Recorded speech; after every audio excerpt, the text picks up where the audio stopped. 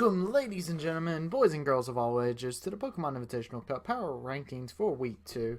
I am your host, Travysty, here today, and today, ladies and gents, we are going to be looking at the top teams in the Pokemon Invitational Cup. So, without further ado, if you guys are hype, if you are cheering for any teams, be sure before the video even drops to drop some love for your team down below and hit up that like button, because you know that we all support all the support that you guys give to us here in the Pokemon Invitational Cup. There's so many great coaches, great teams, and great just all-around people that are inside of this. So I, as a coach myself, I'm really happy to be a part of this lovely group of gentlemen, because I was going to say ladies and gentlemen, but we don't have a female coach. Hashtag diversity. But in all due seriousness, let's go ahead and get this started. So with number 8, we actually have the Chester Chinchous. Chester Chinchous had a really rough matchup. They actually ended up having to go against the Denver Blitzels, I do believe, which is not an easy matchup, honestly. They went against the Amityville Haunters, which that was a bad matchup. They actually go against them in the coming up weeks. They still got like 2 weeks until they have to go against them. However, the Amityville Haunters looking like a strong team, 2-0 now, and they're just looking really threatening. I do know that he brought a very defensive team, but unfortunately the defense was not enough, as he ended up taking an unfortunate 0-4. Now, with that being said, we're going to go on to our next team, which is the Dallas Darmanitans, who had the unfortunate 6-0 of the week. I did the 6-0 last week, so he decided, you know what, we're going to make a 6-0 a weekly thing. So before we get any farther in the video, I want you guys to go ahead and give me your predictions for week 3. Who do you guys think is going to be our next 6-0? Alright, but with that being said, it's not really much to talk about in a 6-0. It was a longer match. There was a lot of turns in this match. It was just the fact of the matter that his team really just couldn't do anything. And I think that was probably the baddest thing for him, is it just nothing was able to do anything. So all of his mons ended up being just chip damage at the end of the day, because he wasn't able to take out a mon.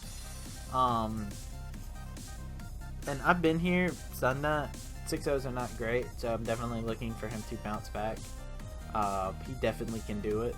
He has a pretty good team with Mega Scizor packing with Darmanitan and Hydreigon backing it up. So he definitely has the time to change it around and get everything switched up and ready to go. But it's rough getting 6-0'd, and there's not really much I can talk about in the power ranking. Next, we're going to go ahead and have the Detroit Steel Wings come on up. The Detroit Steel Wings, coached by Crimson Seabed, they had a bye this week, actually. So they're just kind of sitting at the nice and neutral. So they're still sitting at 0-1. Remember, every week there will be one team to get a bye, because there are 11 teams. So that means we have 11 weeks technically. And each team will have a bye sometime in the season. But it was his first match, and honestly, he didn't have a match, so there's not much for me to talk about. I don't know why I'm still wanting to talk about his first match. But two who did have his first match, the LA Doublades, who actually came out with a narrow loss, if I remember correctly. Actually losing 0-1 to the Cape Arbots, the team that 6-0'd me. They had a really close match. Mega Pinsor tried to bring it back, but unfortunately he was not able to, and his Lucario wasn't able to achieve the plan that he needed. I think Mega Pinsor and Victini were really big for his team, but unfortunately for him, his team was not Garchomp proof, and we'll get more into that later on as we go. Next up in the 5th spot, we have Carolina Castforms. We're coming off strong from a 6-0 and going getting 6-0'd to being able to squeak by one and with one mon left. So we got the 1-0, and basically, it was a rematch from the last season. It was pretty hyped for me at least, because I really wanted to go against Dan again, because me and Dan opened up season 1. In terms of, we had the very first battle, I believe, was me versus him. So it was a battle I was really hyped for, just for the fact it has sentimental value to me. And I was able to get my plan up. There was a couple hitches. He played really well. And I was able to get up my rocks and keep them up, which is probably my biggest thing, because my whole game plan was around the win con of Metagross, being able to come in and take out all of the mons that were crippled by rocks, and I needed to have Zapdos crippled, which I was able to thankfully do, because that thing probably could have killed me if I didn't cripple it. Next will be the Clutchdown Crocodiles. Clutchdown Crocodiles actually went into it, and they actually got a 2-0. So they went 0-2 last week, so they said, you know what, we're bringing it back with a 2-0 against Meef Mamoswines. He honestly played really well. Whimsicott did a good job. I really enjoyed Hitmontop coming in. Lando T, I accidentally gave him Bisharp, but Defiant Boost was absolutely hilarious. But the big ones I do want to talk about will be Talonflame and Cacturne. Talonflame actually eats up a lot of Jin's win cons. And Cacturne, honestly, being able to change the momentum in the favor of Rosebud's Sled here and the Clutchdown Crocodiles. It's pretty big, honestly, so I definitely have to give a shout out to those two. So with those two being able to do their job properly, he was able to squeak on by with a 2-0 against probably one of the bigger competitors from Season 1. So with that being said, we're going to go ahead and go into who shares the number 4 spot with him. Would you happen to know it is the Meef Mamoswines? So Meef Mamoswines coming on back in, and they didn't have a bad week. They didn't play badly, honestly. The worst thing about it was he just did not have a good team matchup, in my opinion, from the 6 mons that were brought. And Mega Gallade just gets ate up by the Smogon Bird. Aurorus did absolutely zero. No pun intended. Actually, all the puns intended, because I'm funny. And Bisharp, honestly, was able to get a cheeky little Defiant Boost and was able to kill Jirachi. Really hurt Lando. I believe it was Jirachi that he killed, and he almost killed Lando, but that was a big thing. And I mean, he honestly, the MVP for his team was definitely the Tangrowth in that match, because Tangrowth just ate up some damage and then retaliated by killing Lando and wins it. So I definitely would have to say he's definitely still looking very strong, even with a loss there. He played very well.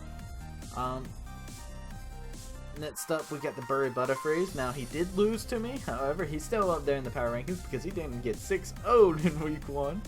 However, I do have to say, he played super well. And the fact that he brought Entei, fun fact for you guys, if you guys haven't watched the battle yet, I do highly recommend you do.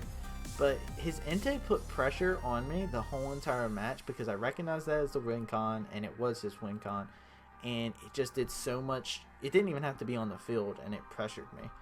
He brought Choice Scarfman's Magus. He definitely brought all the right mons. I think he just had a couple slight misplays, and the fact that I was able to keep rocks up really hurt his team with him having Zapdos.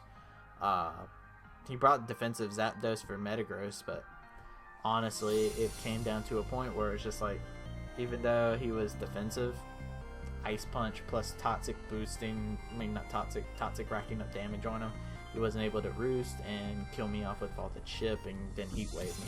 Because I think a Heat Wave from defensive Zapdos only did 40 to 50. I think 50 is the match roll. So the best he could have hoped for there is Heat Wave, get a burn, and then, roost up like a monster. But unfortunately, sometimes the game of Pokemon doesn't always go in our favor, which, to talk about games going in people's favors, let's go to Amityville Haunters, because we have the only one to still be sitting up there nice and pretty. He hasn't really seen, I don't think he actually moved around at all. I think he was in second place last week as well. He got a powerful 4-0 if I remember correctly. Yeah, he got a 4-0, and I mean, Mega Sable being able to do it, Sing. Shaman didn't do anything. Drapion, Scope Lens was actually hilarious. Zimmeril just ate up hits, honestly. Fernipe didn't really do anything but play mind games. One I want to talk about, Jolteon. Jolteon legitimately outsped the entire enemy team naturally. When you choice space a Jolteon and it outspeeds everything, it's just going to hit hard and take names, and everybody's going to suffer. Except for the person using it. The person using it loves it. But Jolteon, coming in clutch, was able to do what he needed to do. And then, for our first place, we actually have a two-way tie. First, we're going to talk about the Denver Blitzels. Denver Blitzels, Pokemon Invitational Cup Season 1 champions, coming through and being able to pick up a 6-0 against the Dallas Darmanitans, making him the second team to get a 6-0. I don't think we had a single 6-0 in Season 1. And we've had 2 in Season 2. And out of those 2, I mean, I still think that is very interesting, because even though teams get 6-0'd, it feels like you have, I don't know the right words to use here, but when you get 6-0'd in Pokemon, it's a weird feeling, because it's either due to hacks or playing very poorly. And honestly, like, Nate just really had a bad game in that game, because Slowbro just ate up everything, and Slowbro was the bane of his existence. So I really have to say, he used the Slowbro properly. He built the Slowbro really well, and honestly, like, it was a well-played battle by the Blitzers. I think it was probably the most calculated win that I feel like we've had, just because he made really great switch-ins, and honestly, just Slowbro picking up, I think, 5 kills is pretty huge. I mean, dude, he's making Slowbro run for that freaking MVP slot, and Slowbro don't run, man. You need to calm down. Like, don't dangle the Twinkie in front of its face, man. That's just rude. And without last but not least, we have ourselves the team that 6-0'd me week 1, and the team that came back and beat one of the favorites from Season 1, I would say. He beat Toxic Gaming in the LA Blades. He got the 1-0 victory. He was able to do a lot, and I really want to talk about the fact he brought Garchomp, and Garchomp was able to do what needed to be done. Deontay killed off Mega Pinsir, which is one of the biggest threats. Arcanine can ball Victini, and then you look at Garchomp, and he Expert built Garchomp, killed everything. He got 4 kills with Garchomp, and I always say Garchomp's a bad mon in the draft format, and you know what? He overheard me talking. He said, man, I 6-0'd you last week, now I'm going to prove you wrong when it comes down to Garchomp. And he Expert built Garchomp and kills everything. I don't really know what else to say about that. Like, that's just really impressive in my opinion. So with that being said, guys, if you guys enjoyed, be sure to hit up that like button. Subscribe if you haven't already today to get more information on the Pokemon Invitational Cup. And let me get you down in the comment section to let us know, who are you looking to rise ahead? I'm going to give you guys a question to answer today before we end off the video. Go ahead and let me know, which team do you think is going to rise up the highest? Now, just going to go ahead and state this right now. You can say a number 1 team is going to stay number 1 and still be correct, but I want to see who actually gets it right for the power rankings for next week. See what teams drop, which teams fall. Let's see which ones get to the highest point. So put your comments down below, and be sure to, as I said, subscribe. That way you can see next week's power rankings and see if you were right. Anyways, this has been Travesty. Thank you guys for joining and watching us today. Peace. I'm out.